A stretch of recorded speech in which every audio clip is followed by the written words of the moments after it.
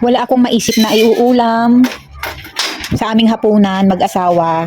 Kasi ang aming mga anak ay mag-aano raw sila, mag-chicken daw sila. So ako ay mananalbos na lang.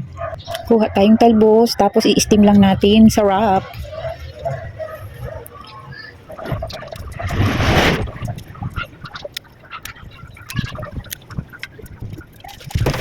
Yeah.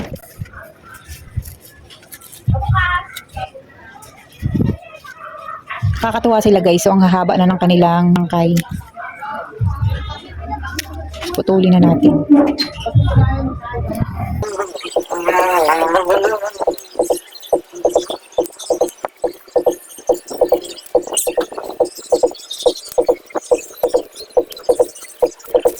So yan yung ating naitalbos na kamote. So kukuha pa tayo ng talbos naman ng alokbate.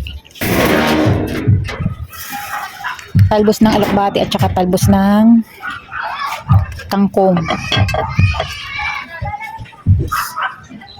So ito ang aking talbos ng kangkong. Kukuha tayo. Ayan ang aking talbos ng kangkong.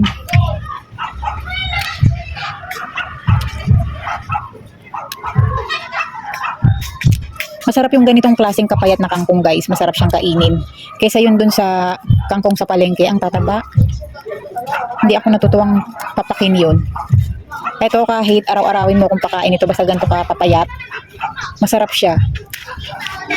Basta mas masarap talaga yung tanim mo na kangkong guys. Mas mas malinamnam. Ewan ko ba. Kuhanin na rin natin tong alokbate.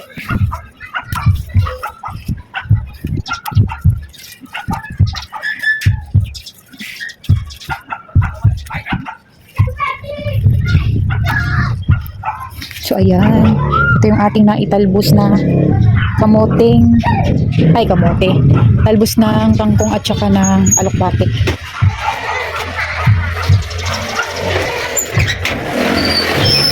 So ayan guys, may pang-ulam na tayo galing sa ating tanim.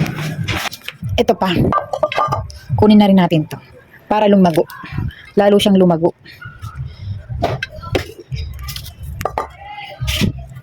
Kasi ang mga talbos guys, kapag hindi mo siya tinitrim, so hindi siya lalago ng malagong malago.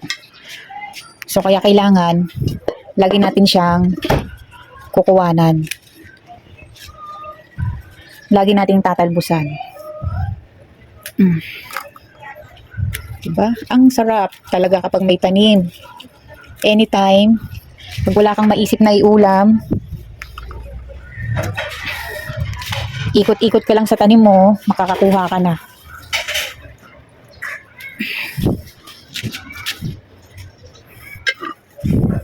So yan guys ang aking nakuha, ang dami.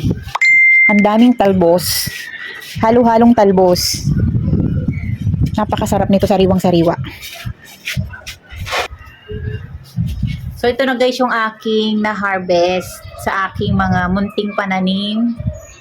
So, ang dami kong natalbos. Talbos ng alokbate, kamote, at saka kangkong. So, may ulam na kami ni partner.